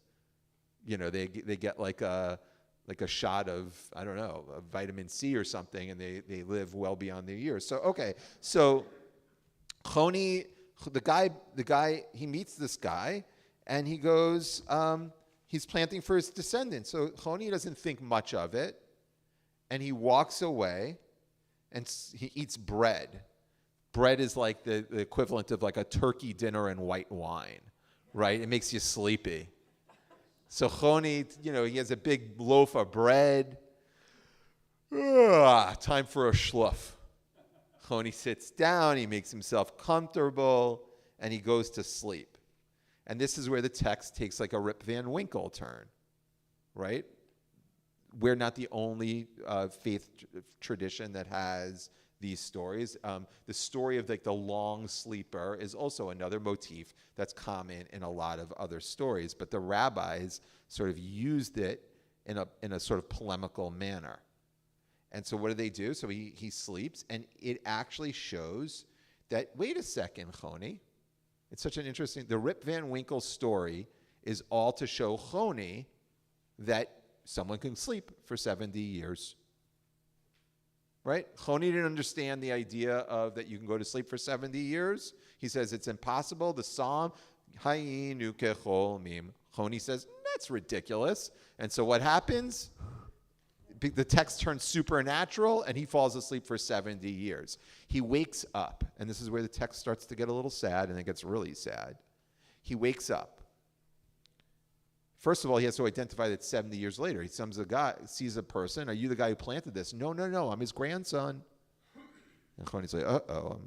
And then he looks and he sees indeed it is the grandson, because he even sees that the donkey herd had increased, right? So he's like, the world has changed 70 years later. And so he goes home. He's uprooted. It's been proven to him, but think about the price that this exacts on him. He had a difficulty with the text. He didn't understand the text. A supernatural occurrence shows him that what he doubted can come true. But the price that he pays is enormous. So he goes home. He wants to, we've all been ripped out. Some of us in this room, maybe even more. We've all been relocated. Most of us have relocated. Some of us have been relocated. And Choni's been relocated. He's a refugee. He's, Buck Rogers in the 25th century. And so goes home because where else is he going to go? There's two places that he thinks to go, and they're both terribly sad. The first place he goes to home, and they said to him, your son is, Choni is not alive. His son is no longer, he knows not to ask for himself. He goes, is my son, is the son of Choni alive? They say no. But his son's alive, so Choni's grandson is there. And he said, it's me. And they didn't believe him. So he's not able to go home again. Then he goes to the other place that he feels most rooted, perhaps even more than home. He goes to the study hall. He's a legend. He's a legend in the study hall. He is like one of the heavyweights of the late, of first century BCE. And he goes back, and they're even talking about him. They're talking about another sage, and they're comparing another sage. It's like saying, Mike Trout is as good as Babe Ruth. That's what's going on in the study hall. Except this rabbi is just as good as Choni. He goes, wow, guess what?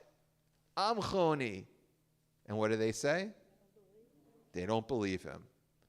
And they kind of like, pish posh, they say, get out of here. Or they don't offer him proper respect. And this is where the text becomes tragic.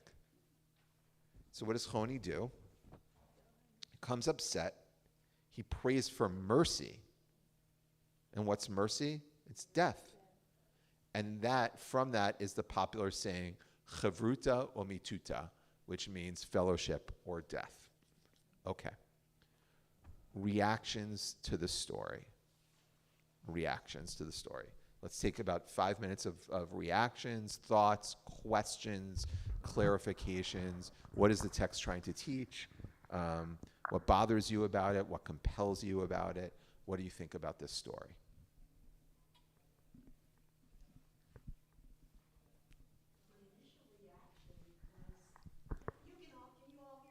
Yeah, but they can't online. My initial reaction to the story was that there are people who go through life and participate but are not a participating member, and they get to the end and they look back and they've gone 70 years and they can't put it together. So my initial reaction was he had been important and he had done a lot of things, but while he was doing it, he didn't appreciate the importance of what was being done for God. Yeah. Right. Or he only fully appreciates it at the end. Maybe he appreciated it or didn't spend much time thinking about it. Did we think about community until it was gone 2 years ago? We were all shut away from each other. One day it wasn't, and then one day, and it was. And so, maybe we can't even fault Choni, because maybe we would all sort of take it for granted. But then when it's gone, it's hard, I don't know, one sermon you could take out of this is it's hard to reroute. It's hard to build anew. You know, sometimes when you have to move to be, you know, and to start over, or your entire life is uprooted, like Choni's life. If you lose a spouse, it's hard to reroute. It's really hard. Choni, who's considered one of the greatest sages, can't do it. And not only he can't do it, maybe the better way of saying it is that society doesn't make it possible for him to do it. They don't say, okay, you're not really, you know, maybe like they should have said to him, oh, you're Choni, thinking, sure, you're Choni. Why don't you just have a seat, Choni? Like, just, you know, join the crowd. They don't do that. His family doesn't do that. It's hard to reroute. So the story has like sort of like this weird beginning where you have literalist Choni. And Choni, and just as I'm kind of waxing on, Choni kind of like, it doesn't make sense to me, the Choni stories. And I was looking for people who would talk about this. Rabbi Steinsaltz doesn't address it. It's like Choni, for like one of the greatest scholars, I'm going to be a little disparaging towards him now, is a little dense.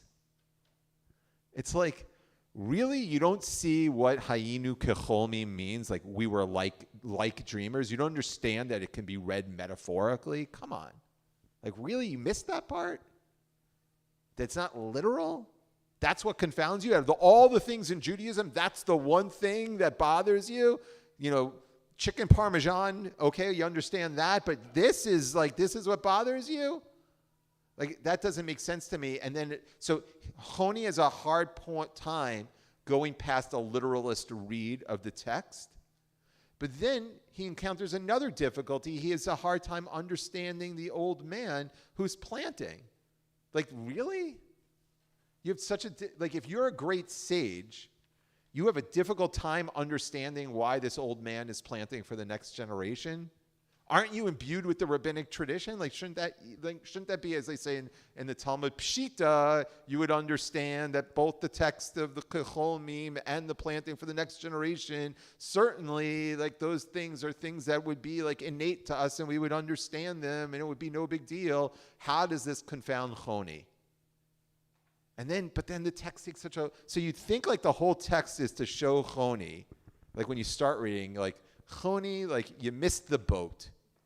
And then you're kind of like hoping that he can do a Dorothy thing and go home. But then he doesn't. And so, like, the text that you think is to show Choni not to be literal or not to be so superficial in his understanding of, like, society's obligations to one another, then becomes tragic. And the text doesn't even explain why it goes in that way. Like, why it's seemingly, it turns in the end to become something that doesn't appear to be at the beginning, right? No one expects this to be a text that's about loneliness, and that's what it becomes at the end. Okay, just we'll go around. So Gary, Lisa, Jim, and yeah. Do we want to pass the mic? Here, I can help you. Just watch your. I know, but for the people who are listening at home, it is. So at the end of his life, I think he became like a cellophane man that people saw through him and didn't realize who he really was. Okay. Yeah. But then can I push back? Like, okay, but even if that's the case, do they not have a responsibility towards him still? Like, even if he's not, even if they don't believe him, right? Even if he's not Choni, if he's just Joe Schmo. Like, an old guy comes to your door and says, I had this experience with an elderly person recently. Like, they were clearly confused. Like, don't you have an obligation to reroute them? And, like, the family just, no, you're not. Goodbye. And then the students in the Beit Midrash, and they're the students of the Torah. Like, it's disappointing on a societal level. All right, go ahead. Pass. I don't know who goes next.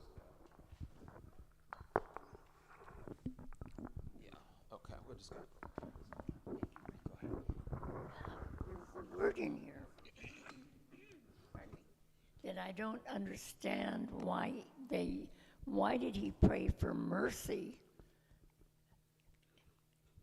What the word mercy, why does that come in there? Hold why, on. why was he praying for that? Hold on. Well, and it says mercy, Ba'arachame.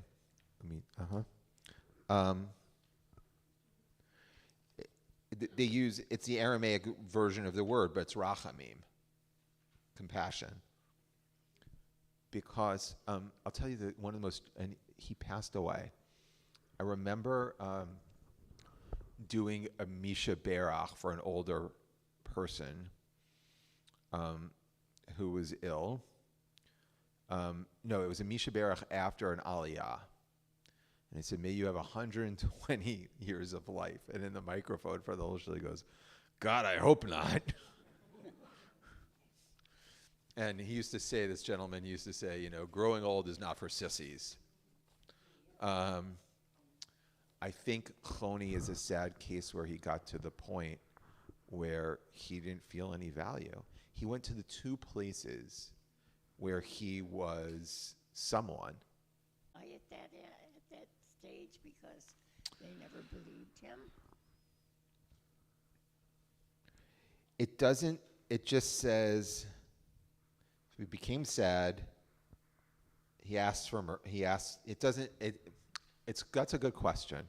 Like, is he asking for mercy, or does God, is it mercy, or could it be compassion? So you could say be rerouted. It's good. It doesn't explicitly say death. He didn't pray. It didn't say he prayed for death. It doesn't literally say that. So can you reread mercy? Perhaps. That's a good idea. Yeah, absolutely. It's a good reading. Okay, just pass that along back there. I look at it as a lesson to ourselves. Honi was punished for not taking in the fact that people could dream for 70 years. He said, that's impossible. So then how could he expect his fellow rabbis and his family to believe him that he could sleep for 70 years? So it's a lesson for us. So can I just say, though, Jim, I totally agree with you, but my gosh, that is a harsh punishment. Really? All right, so he doubted someone could sleep. That's a real, that's in your, that's a harsh punishment. Does the punishment fit the crime? We're talking about allegories here. Yeah. All right, so I want to read the story that comes before it, where Honi is painted in a completely different light. And so this what makes this story even the more jarring. Because Honi's compared to Elijah. But we'll get to there in just a second if we have time. He lived a long time, 70 years. No, this is before the whole. He gets compared to Elijah before this whole. He basically makes rain when no one can make rain. And anyway, so let's pass the. So you're right. You could look at the text like that. As Ray, does Mercy mean I want does to die? maybe not Mercy mean I want to find a way to go on. to deal with it. You know what? That's actually interesting. And then, but doesn't it make it even that much more sad? Yes. Right. If you can read the text, he prayed to die, and God grants his wish. That's really sad and really tragic. But how much more tragic is he prays for compassion, which is sort of the compassion to show him the light of a way out. And then God's like, no, there is no light out. Death. That's even more sad. Unless you can say death is with God's compassion in some way, since there wasn't compassion available to him Yeah. on earth, now compassion will come to him via God. Yeah. You could. It's not my. Yeah, you're right. You're right. But is that the same thing as, I never say this. Maybe I never say because I don't. I never want to say to someone, oh, you're going to a better place. No. Right? Yeah. I don't believe that. Right. So if we say that Choni prayed for compassion, and God said the only compassion is in heaven, isn't that the same thing as saying there's a better place? So I don't know. So that's why for me it was hard. It's hard to see that. I want to believe, this is to Ray's point, I want to believe that Choni prayed for death, or that I want to, when I read the story in my mind, I'm thinking Choni gave up and then he died. That's how I read it. Because if he only prays for compassion and God says the only route to compassion is death, that's the equivalent of, so that's why I read the text the way I do. But it's an interesting point that you raise. Okay, Carmi, and then maybe Lisa back there. I think that the community is at fault for putting him on a pedestal and saying how great he was. He was always the smartest one in the community. Yeah. And then when when they don't believe him or they don't give him the respect, he doesn't have any place to go, except for, and that's where I see, if he doesn't have the friendship and the community around him, then he has nothing. They put him. You know, it happens with a lot of figures. It's like he doesn't have much of a. He only has. He has his family, and they don't believe it, and then he has his. But he has his professional life. Yeah, I see the fault in the community too, right? I think this was to Gary's point, I wanted the community to step up and say, all right, like, sure, you're a Choni. It's like there used to be like a guy who'd like hang out the old city and like say he was King David. All right, you're King David. You want a falafel? Right? Like, like I guess don't we have like an obligation to him still? So I look at this, I'm disappointed in the society that Choni encounters. Go ahead, Lisa. I just see it different, I guess, from everyone. I almost saw it as what is your purpose in life? Is your purpose in life to create something that's important, and then you die, and then people, like, I guess he would be like the guy who planted the carob tree. He planted what he was supposed to do. Everyone was very admiring of him, and then you die. And then your grandchildren are the people who take over, and you can't force yourself to live longer than your 70 years, but what happened in your life was what was important, and therefore those people valued him for what he did, and for the guy who planted the carob tree, he did it in order for future generations, which is what Choni did for future generations. It's just that why does he want to remain who he was for this long when it's time for the next generation to take over? Yeah, I mean it's an excellent way of looking at it. But do you feel sad for Choni? No, because I feel sad that he thought that he could almost live forever and continue but when you get to be super old, you can't do what you did before and when you were the height of your scholarly self. So it's like he can't. Why should these people think that he is real? He's just lost. He lived his life. He's done. Right. So you could look at this text as sort of misameach bechalko, right? Like being but the guy who planted the carob tree, right, knowing, is trying to tell him something, and he is not listening to that guy. Sure. Yeah. Good. Okay. Other comments?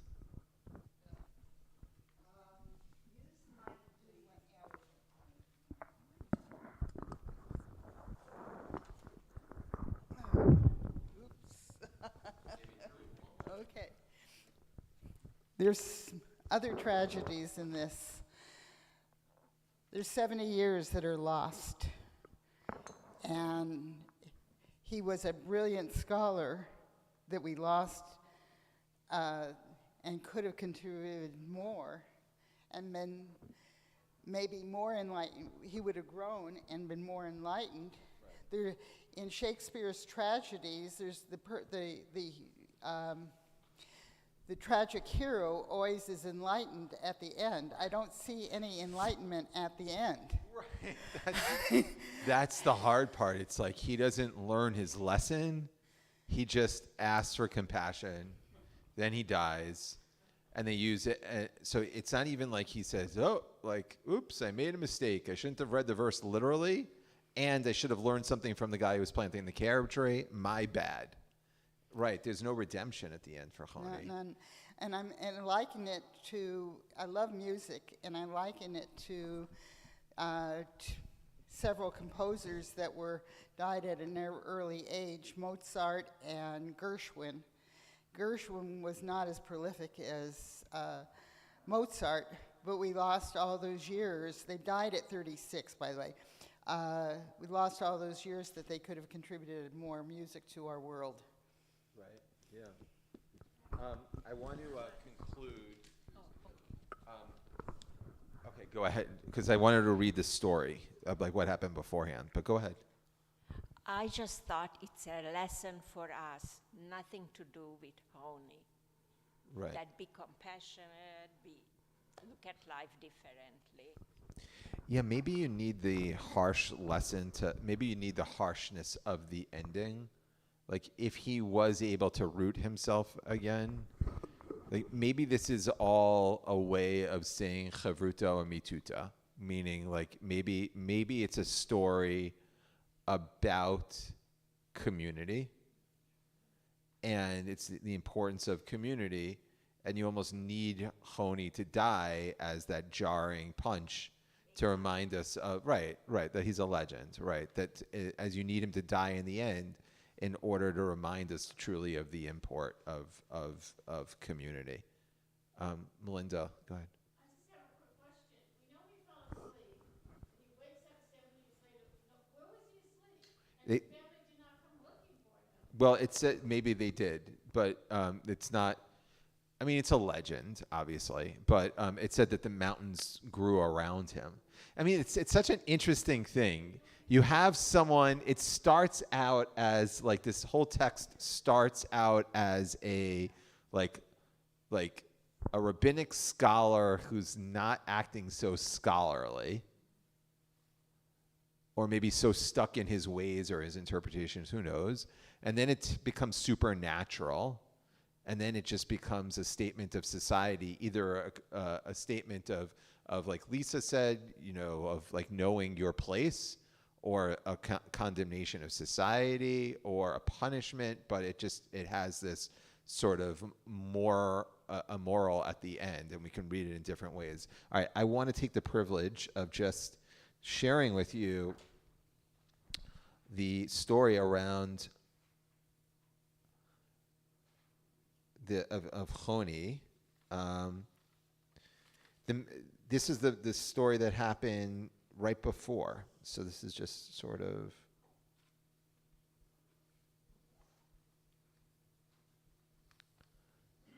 it's long. But essentially, what the story asks is that there was no rain in the land. And so the sages taught that in the most of the month of Adar had passed, but there was still no rain. Then they sent the message to Choni, pray for rain. He prayed, but no rain fell. So he drew a circle. That's why Choni, the circle maker, and stood in it as Habakkuk did. And then God makes it rain. It's not enough, so he asks for more, and then he gets more, and then it becomes too much, and so then Choni says, dial it back, and God dials it back. So like there's this whole back and forth with rain. There's too much rain. There's not enough rain. And don't worry about that. I'll get that for you in a second. Or not. Okay. And so, but then they say to him, if you were not Choni, I would have decreed ostracizing you because Elijah told us that there wouldn't be rain, and you just made there become rain, so you made Elijah look like an idiot, is essentially what the text says.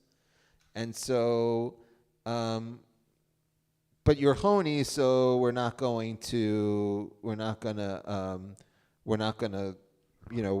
we'll have to just take it. And that's the story that happens. So Honi makes rain, and he's so powerful that his power of making rain kind of subverts the words of Elijah, the prophet. It's like this weird story. And then we're introduced to Honi, and then he dies. It's a weird text. So I hope that you enjoyed studying it. Not that there was any, the way that I thought about it was not in the, well, to try and be positive, how I wanted to wrap it up is that I thought of the text as, in its sadness, a reminder of the importance of community, that it's important to become rerouted. And I thought about that in relationship to MID, and that this is a time of rerouting, right? That this is a time when we're kind of like rediscovering and coming back, and there are people in this room who haven't seen each other in a while, and new friends. And so this is sort of the best of what didn't happen to Honi, right? This is the opposite. And so that's why I thought we would learn this text today. And with that, I want to wish everyone a wonderful day of good rooting. Okay. All right. Bye-bye. Keep the page, the papers, or if you're, and share the text with somebody, or there's study questions also there that we didn't get to go over. So take the text and go over with somebody, or if you're not going to use it, just give it to me and I'll dispose of it properly.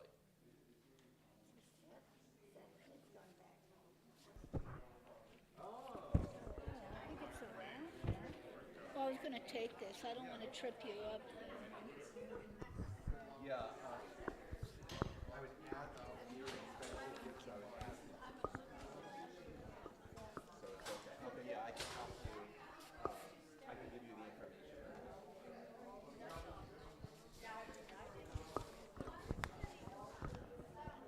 I go directly to like I bought it at 20% off.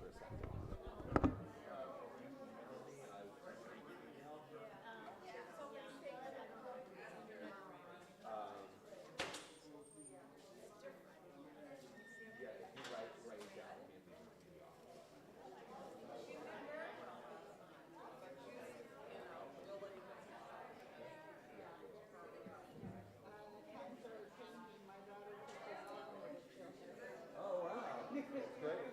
That's wonderful. Yeah. So I look at Honi Hamid Abed as only having a relationship with spirit. Yeah. Yeah. Oh, yeah, God. God makes the rain. Honi is such a beloved figure by God that God listens to Honi. Doesn't that make this story all over? Yes. Yeah. That's what I think. Yeah. You know, Yeah, it's like there's two stories about Honi. Right. And one, right. One's like, wow, Honi, and one's like, ugh. Right. Yeah.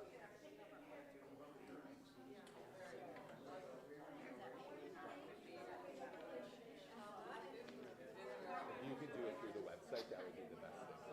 Just click on the website, okay? That way it all is in one place and it generates a list for me and everything else. Make it a lot easier. No, go ahead. Yeah. We'd love for you to try. Okay. Yeah.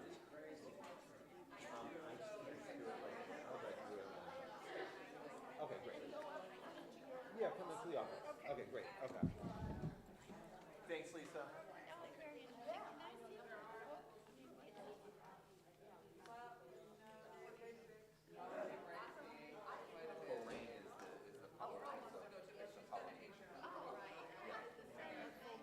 Oh.